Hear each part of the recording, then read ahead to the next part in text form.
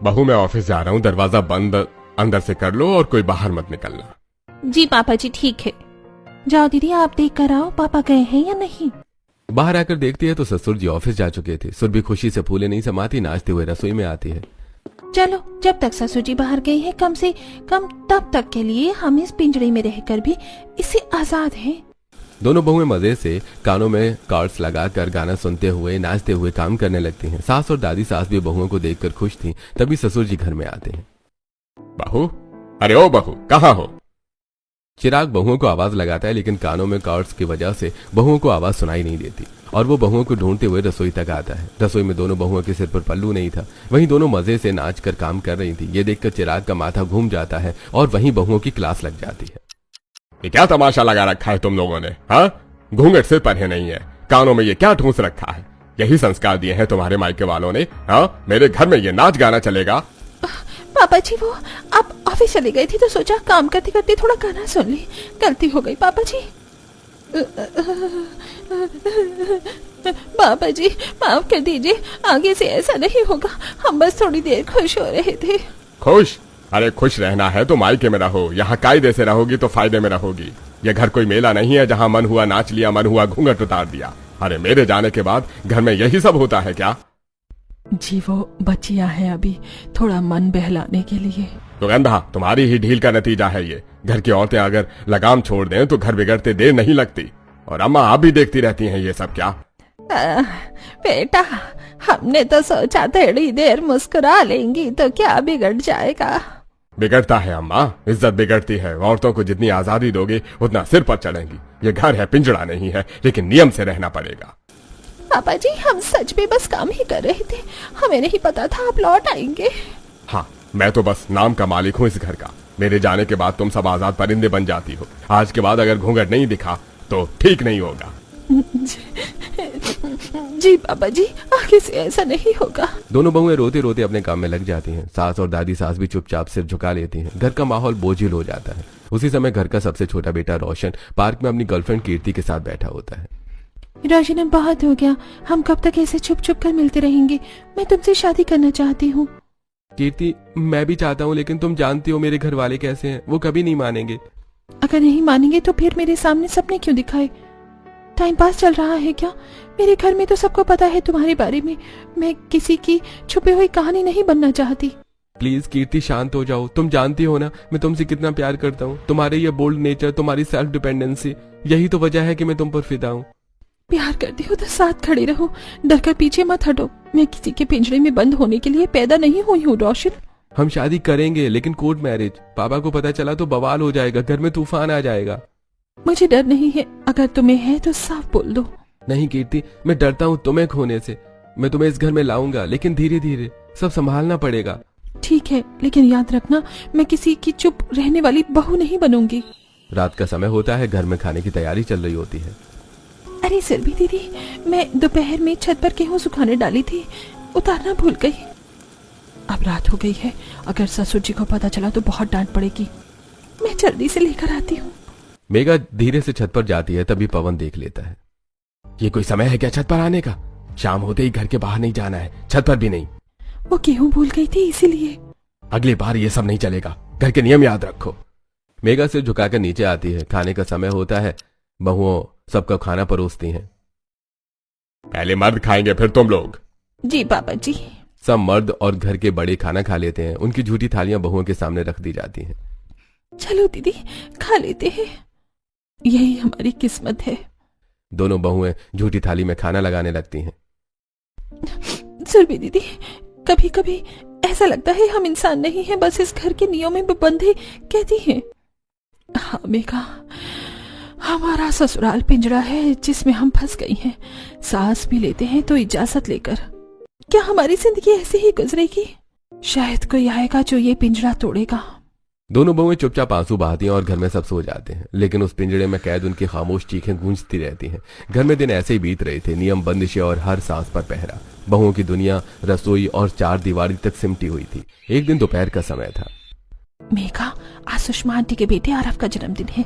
सुबह ही बुलाने आई थी, बस 5 मिनट के लिए जाकर विश कराऊं। अगर पापा जी को पता चला तो? बस सामने वाले घर तक ही तो जाना है, कोई गलत काम तो नहीं कर रही। सुरभि चुपचाप घूंघट ठीक करके बाहर निकलती है। दरवाजे के पास उसकी चप्पलें रखी होती हैं। उसी समय पवन बाहर से लौटता है और दरवाजे पर चप्पलें देख लेता है।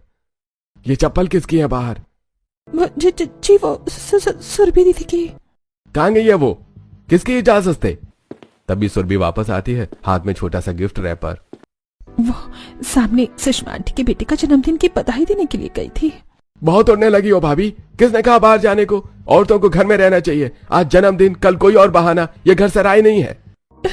मैंने कोई गलत काम नहीं किया, बस सामने ही तो। जवाब मत दो भाभी, अगली बार चप्पल बाहर दिखी ना तो ठीक नहीं होगा। उसी शाम तुलसी दादी चुपचाप मंदिर चली जाती हैं। भगवान के दरबार में 2 घड़ी बैठ लूंगी तो मन हल्का हो जाएगा। शाम को जब वो लौटती हैं तो चिराग दरवाजे पर खड़ा मिलता है। अम्मा कहाँ से आ रही हैं? बेटा मंदिर गई थी, शाम की आरती थी। जितना पूजा पाठ करना है घर के मंदिर में करो, बाहर जाने की क्या जरूरत है? जमाना खराब है, लोग बातें बनाते हैं। बेटा मंदिर जाने में भी अब इजाजत लगेगी।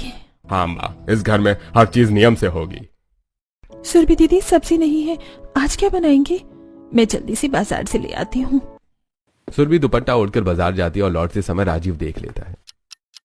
किसकी इजाजत से गई थी बाजार? सब्जी खत्म हो गई थी इसीलिए।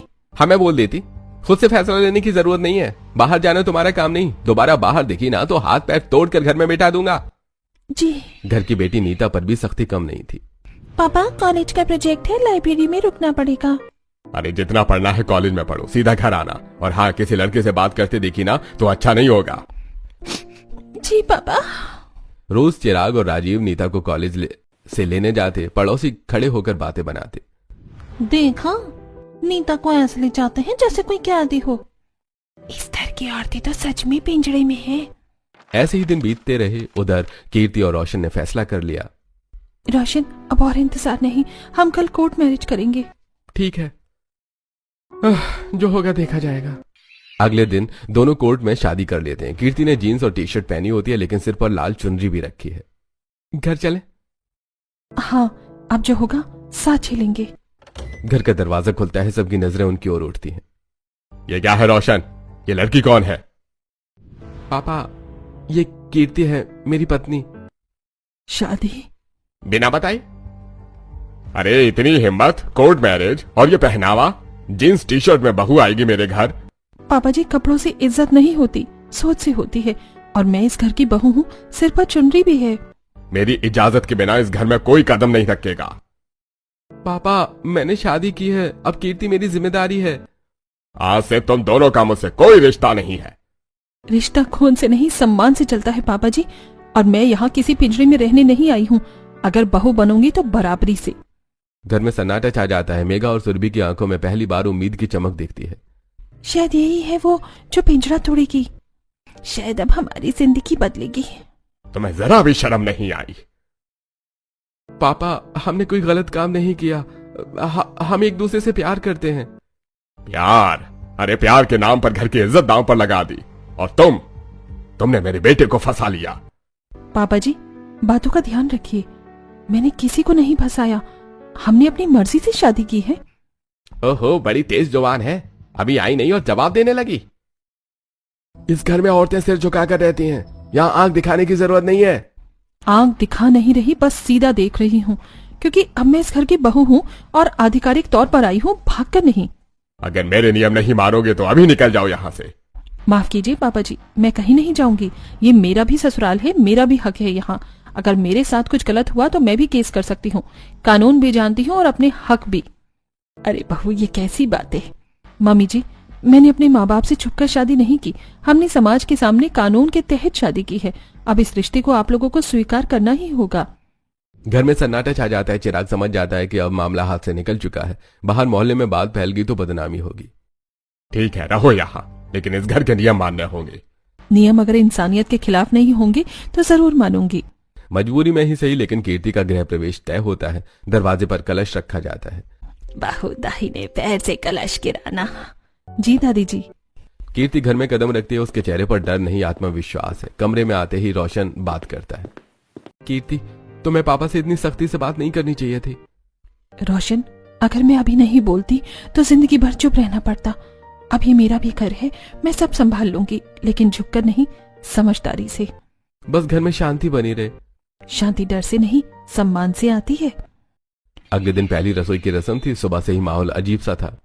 बहू आज पहली रसोई है, सबकी पसंद का ध्यान रखना। मुझे तो चूल्हे की रोटी चाहिए, गैस की नहीं। और मुझे सिलबट्टे की चटनी, मिक्सी वाली नहीं चलेगी। दाल भी हाथ से घोट कर बननी चाहिए। देखता हूँ कितनी काबिल है नई बहू। दीदी ये सब जानबूझकर। चिंता मत करो, सबकी फरमाइश पूरी होगी।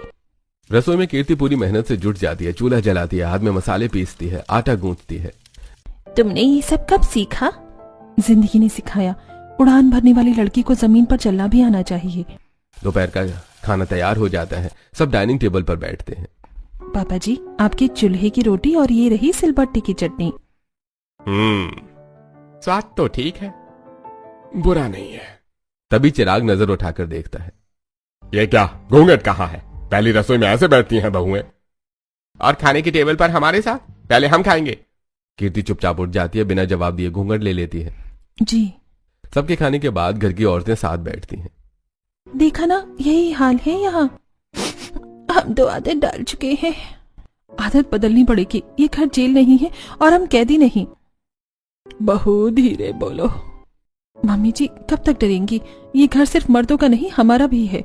बहू तुम अलग लगती हो, क्या करती थी पहले? कीर्ति अपना फोन निकालती है। दादी मैं पायलट हूँ। पायलट मतलब हवाई जहाज उड़ाती हो? हाँ, ये देखिए। वो अपनी तस्वीरें दिखाती है, पैंट शर्ट में कॉकपिट में बैठी, बादलों के बीच जहाज उड़ाते हुए। अरे ये तो सच में, अरे ये तो मर्दों वाले कपड़े हैं। हाँ दादी, तो क्या आपकी छोरी छोरों से कम है? दीदी आप तो सच में आसमान छूती हैं। हमें भी उड़ना सिखाओगी ना? पहले डर तोड़ो, फिर पंख अपने आप निकलेंगे। धीरे धीरे घर में कीर्ति की चर्चा होने लगी। उसकी बोल्ड नेचर और धाकड़ जुबान से सब हैरान थे। भाई ये तो मर्दाना बहू निकली। हाँ, जुबान देखिए इसकी। अरे ये लड़की अलग है, इसे झुकाना आसान नहीं होगा।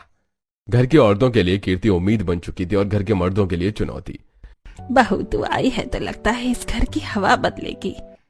दादी हवा नहीं, सोच बदलेगी। कीर्ति के आने के बाद घर का माहौल ऊपर से तो वैसा ही था, लेकिन अंदर ही अंदर बहुत कुछ बदलने लगा था। फिर भी घर के मर्द अपनी पकड़ ढीली करने को तैयार नहीं थे। एक दिन सुबह चिराग और राजीव बाजार से लौटे।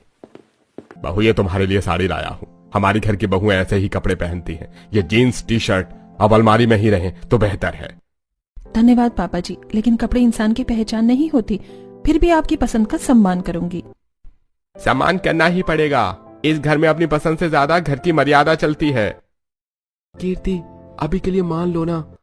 मानना और मजबूर होना अलग बात है रोशन।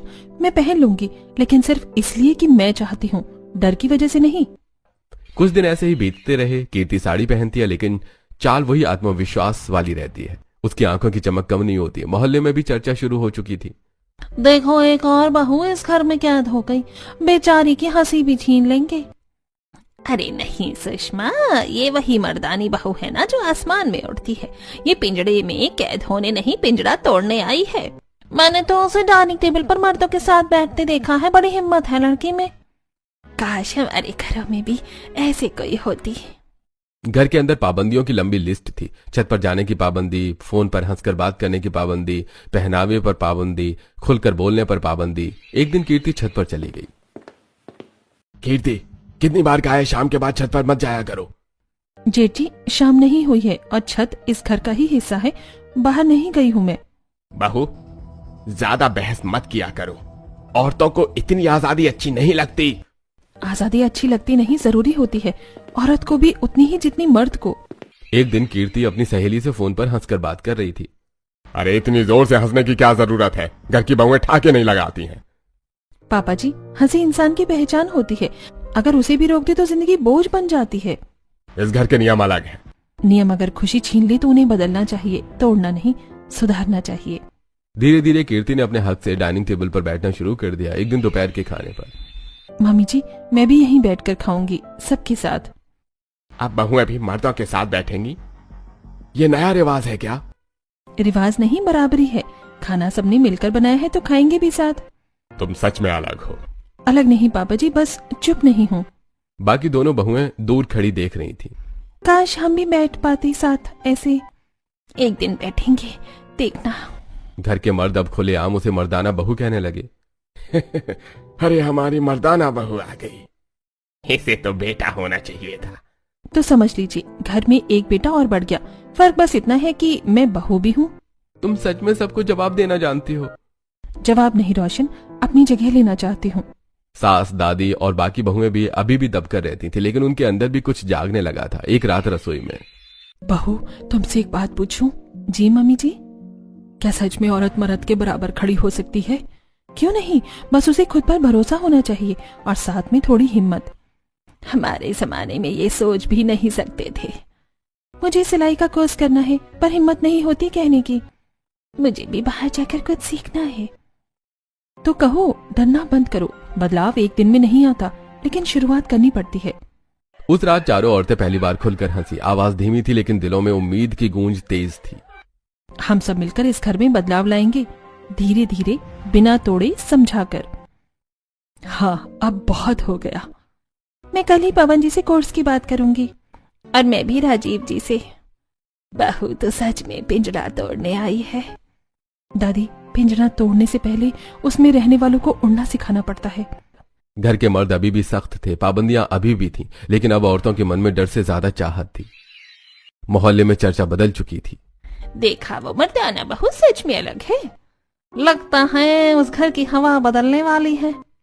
और सच में उस घर की हवा धीरे धीरे बदल रही थी। पिंजरा अभी टूटा नहीं था, लेकिन उसकी सलाखों में दरारें पड़ चुकी थी और उन दरारों से झांकती हुई रोशनी का नाम था मर्दाना बहू कीर्ति। एक दिन कीर्ति ने मनी मन ठान लिया कि घर को तोड़ने का सबसे अच्छा तरीका है जी कर दिखाना। सुबह का समय था। मेघा दीदी, सुरभि दीदी, आज बाजार चले, बस ऐसे ही अपने लिए कुछ खरीदेंगे, खुलकर घूमेंगे, चाट खाएंगे, हंसेंगे। अरे नहीं, अगर घर के मर्दों को पता चला तो? हम कभी ऐसे बाहर नहीं गए, डर लगता है। डर ही तो तोड़ना है। हम घर की बहुएं हैं, कोई कैदी नहीं। चलिए आज खुद के लिए जिएंगे। तीनों बहुएं दुपट्टा लेकर घर से निकलती हैं। बाजार में पहली बार मेघा और सुरभि खुलकर मुस्कुराती हैं। दीदी, ये कुर्ती कितनी सुंदर है, लेकिन कभी पहन नहीं पाई। आज खरीदो और पहनोगी भी। इतने साल बाद ऐसे बाहर खा रही हूँ, लग रहा है जैसे फिर से लड़की बन गई हूँ। क्योंकि तुम हो ही लड़की, पहले इंसान फिर बहू। शाम ढल गई, तीनों हंसती हुई घर लौटी, लेकिन दरवाजे पर कदम रखते ही माहौल बदल गया। घर के सारे मर्द पहले से बैठे थे। कहां से आ रही हो तुम तीनों? किसकी इजाजत से बाहर गई थी? घर की बहुएं बाजार में घूमती फिरेंगी अब। वो बस थोड़ी देर, कीर्ति ने कहा था। और तुम चली गई? बहुत पंख निकल आए हैं। घर में सन्नाटा छा जाता है। कीर्ति की आंखों में आग जल उठती है। बस बहुत हो गया। तुम बीच में मत बोलो। क्यों ना बोलूं, हम इस घर की बहुएं हैं, पिंजरे में कैद पंछी नहीं, गुलाम नहीं है हम। बहुत जुबान चल रही है तुम्हारी। जुबान नहीं, हक की आवाज है। चिराग गुस्से में हाथ उठाने आगे बढ़ता है। तुमने ही घर की औरतों को सिर चढ़ाया है। जैसे ही हाथ उठता है, कीर्ति उसका हाथ पकड़ लेती है। पापा जी, हाथ उठाने से सम्मान नहीं मिलता, खो जाता है। चिराग कुछ पल के लिए जड़ हो जाता है। उसका हाथ कांपता है। वो बिना कुछ कहे अपने कमरे में चला जाता है। रात को कमरे में चिराग, राजीव और पवन बैठे थे। इसीलिए घर की बहुओं को आजादी नहीं दे रहा था। आज वही दिन आ गया जो सोनिया ने किया था। सोनिया? कौन सोनिया? हमारी सबसे बड़ी बहन। सोनिया चिराग की सबसे बड़ी बेटी। घर संभालती थी, नौकरी करती थी, बाइक चलाती थी। पापा, मैं आपकी बेटी नहीं, बेटा हूँ। तो सच में मेरा बेटा है सोनिया। एक दिन, पापा, मैं किसी से प्यार करती हूँ। क्या? बेटा, बिरादरी के बाहर शादी सोच भी नहीं सकते, नाक कट जाएगी हमारी। और कुछ दिनों बाद सोनिया भागकर शादी कर लेती है। मोहल्ले में बातें बनने लगती हैं। देखा, चिराग की बेटी भाग गई, बेटा कहते थे ना। चिराग की आंखों में अपमान भर जाता है। उसी दिन से घर की औरतों पर पाबंदियां शुरू हो जाती हैं। मैंने बेटी को बेटा समझा, आजादी दी, और उसने इज्जत मिट्टी में मिला दी। पापा, हो सकता है वो खुश हो। मुझे नहीं जानना। दरवाजे के बाहर खड़ी कीर्ति सब सुन लेती। उसके चेहरे पर गुस्सा नहीं, संवेदना थी। तो ये वजह है, दर्द की वजह से ससुराल को पिंजरा बनाया गया। अगली सुबह, पापा जी, अगर मैं मर्दाना बहू हूँ तो अच्छी तरीके से बनूंगी। घर तोड़ने नहीं, जोड़ने आई हूँ। मुझे किसी से जोड़ने की जरूरत नहीं। जरूरत है पापा जी, आपको आपकी बेटी से। कीर्ति चुपचाप सोनिया का पता लगाती है और एक दिन अकेले उससे मिलने जाती है। दरवाजा खुलता है। आप? मैं आपकी भाभी कीर्ति। सोनिया का घर छोटा था लेकिन चेहरा खुश था। मैं खुश हूँ अपने फैसले से। पापा से मिलना चाहती हूँ लेकिन हिम्मत नहीं हुई। हिम्मत मैं बनूंगी। कुछ दिनों बाद कीर्ति चिराग को बहाने से बाहर ले जाती है। कहाँ ले जा रही हो? जहाँ आपका दिल है, बस अहंकार आड़े आ रहा है। दरवाजा खुलता है। सामने सोनिया खड़ी थी। पापा। सोनिया, कुछ पल दोनों चुप, फिर चिराग की आंखों से आंसू बहते हैं। तू खुश है? बहुत पापा। चिराग अपनी बेटी को गले से लगा लेता है। घर लौटते समय, कीर्ति, शायद मैंने डर में आकर घर को पिंजरा बना दिया। पापा जी, डर से नहीं, भरोसे से घर चलता है। घर लौटकर चिराग पहली बार सबके सामने बोला, आज से इस घर में पाबंदियां कम होंगी, भरोसा ज्यादा होगा। सच? धन्यवाद पापा जी। बहू तो सच में पिंजरा तोड़ लाई। सोनिया से मिलकर लौटने के बाद घर का माहौल बदल चुका था। चिराग के चेहरे की सख्ती अब सोच में बदल गई थी। कीर्ति सुबह से रात तक घर और बाहर दोनों जिम्मेदारियां संभाल रही थी। हाँ, मम्मी जी राशन आ गया है, पापा जी की दवाई भी ले आई हूँ, और हाँ, मेघा दीदी का कोर्स फॉर्म भी जमा हो गया है। बहू तो सच में सब संभाल लेती है, घर भी बाहर भी। चिराग दरवाजे से ये सब देख रहा था। उसके चेहरे पर पहली बार नरमी थी। कीर्ति, जरा इधर आना। जी पापा जी। बेटा, मैंने डर में आकर इस घर को पिंजरा बना दिया था। लगा था आजादी देने से घर टूट जाएगा, लेकिन तूने दिखा दिया कि भरोसा देने से घर जुड़ता है। तू सच में मर्दाना बहू है, और आज तूने इस पिंजरे की सलाखें तोड़ दी हैं। पापा जी, मैंने कुछ नहीं तोड़ा, बस बंद दरवाजे खोले हैं ताकि सब खुलकर सांस ले सके। आज से इस घर की बहुओं पर कोई बेवजह पाबंदी नहीं होगी। सब अपनी पसंद से जी सकेंगी, छत पर भी जाएंगी, हंसेंगी भी, और साथ बैठकर खाना भी खाएंगी। हमें आजादी मिलेगी। हाँ, अब सबको आजादी मिलेगी। उस दिन घर में पहली बार हंसी बिना डर के गूंजी और सबने महसूस किया, जब सोच बदलती है तभी घर सच में बनता।